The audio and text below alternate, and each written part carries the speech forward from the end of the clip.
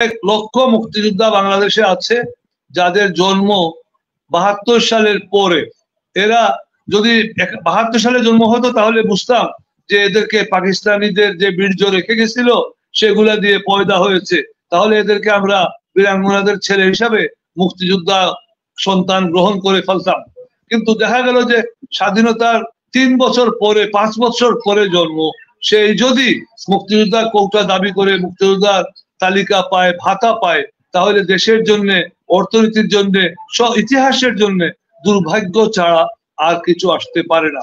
আমি সর্বপ্রথমে আপনার কাছ থেকে জানতে চাওয়া, কোটা আন্দোলনে ছাত্র সমাজকে আপনি দেখেছেন, আপনি ভাষা আন্দোলন দেখেন নাই, কিন্তু আপনি এরশাদ বিরোধী আন্দোলন দেখেছেন। যে সেনাবাহিনীর প্রধান ছিলেন এরশাদ, তার বিরুদ্ধে যে আন্দোলন করেছিল ছাত্র সমাজ, সেটা আপনার জানা আছে। তো সেই কারণে আমি বলবো যে এই আন্দোলনটাই কতটুকু আমরা সফলতায় যেতে পারবো বলে মনে করছি। প্রথাকে এখন জনগণের কাছে জনপ্রিয় করে দিতে হবে। আসুন আমরা সবাই মিলে আওয়াজ তুলি যে কুটা প্রথায় যারা আছো সবাই মাঠে থাকো, আমরা ঘরে বসে নেই, আমরা তোমাদের আশেপাশে আছি, আমরাও মাঠে যাব। এর আগে যখন কুটা প্রথা আন্দোলন হলো, সিলেটে একবার আন্দোলন হলো, আমি বৃষ্টির দিনে ভিজে ভিজে সেই চৌহাট্টায় গিয়ে কুটা বিরোধী আন্দোলনের ছাত্রদের সঙ্গে শরিক হয়েছিলাম এবং সারা দিন বৃষ্টিতে ভিজে আমি দোকান থেকে রুটি কলা খেয়েছিলাম এবং আমার সঙ্গে যে কয়েকজন ছাত্র ছিল তাদেরকেও আমি দোকান থেকে এনে রুটি কলা খাইয়েছিলাম। এইভাবে যদি আমরা তাদেরকে সহযোগিতা করি, আমাদের দেশে ঢাকায় ছিল, ঢাকায় যে সব ছেলেরা কোটা সিস্টেমে কোটার জন্য করেছিল, রাষ্ট্র মেরামতের আন্দোলন করেছিল, তখন অনেক লোক রাস্তায় দাঁড়িয়ে ওদেরকে পানি খাওয়াচ্ছিল। এখন আমাদের দেশে এই যে পানি খাওয়ানোর লোক, সারাদিন মিছিল করে ছেলেরা যাবে, তাদেরকে একটা কলা একটা বিস্কিট বা রুটি খাওয়ানোর লোক এখন নাই, সবাই দালাল হয়ে গেছি আমরা। আমাদের শিক্ষিত সমাজ এত ধ্বংস হয়েছে যে ওখানে যদি সিসিটিভি ক্যামেরা থাকে, যদি ক্যামেরায় আমার ছবি আসে, তাহলে আমার তো ভবিষ্যৎ অন্ধকার, আমি পদ পাবো না, আমার ছেলে পাবে না, আমার নাতি পাবে না।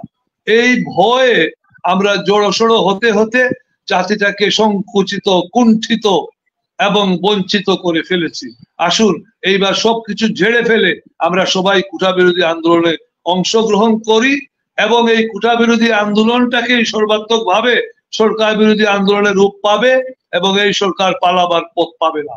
গত পরশুদিন আপনারা দেখেছেন কর্নেল মিয়া মশিউজ্জামান একটি আলোচনা সভায় কঠিন বক্তব্য রেখেছেন এবং সেনাবাহিনীর সদস্যদের, অবসরপ্রাপ্ত সদস্যদের প্রতি, দেশের ছাত্র সমাজের প্রতি তিনি আহ্বান জানিয়েছেন যেন সর্বাত্মক আন্দোলনে সবাই অংশগ্রহণ করে।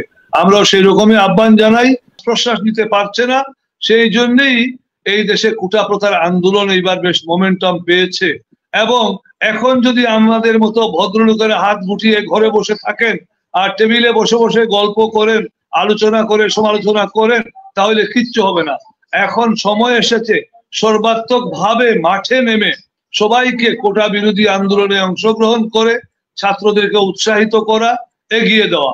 আজকে দেখেন আমাদের দেশে 85টি পদ, 85টি প্লেস এখন শতকরা কোটার মাধ্যমে যায় আর মেধার মাধ্যমে যায় 15টি, এবং সেই 15টি মেধার মাধ্যমে কোথায় যায়?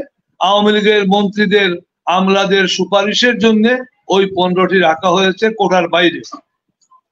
সর্বপ্রথমে রনি খানকে সময় দিচ্ছি, আপনার ভূমিকা ছাড়া আপনার বক্তব্যটা পেশ করবেন। কুদ্দুস বয়াতির একটা কথা দিয়ে শুরু করতে চাই। ও আমার পাগলা ঘোড়ারে কোন মানুষ কোথায় লইয়া যাও। যে আন্দোলন কথা হওয়া ছিল যে মানুষের ভোটের অধিকারের জন্য, যে আন্দোলনের কথা হওয়া ছিল বেগম খালেদা জিয়ার মুক্তির জন্য, সে আন্দোলনকে কনভার্ট করে আজকে কোটা আন্দোলনে পরিণত করা হয়েছে।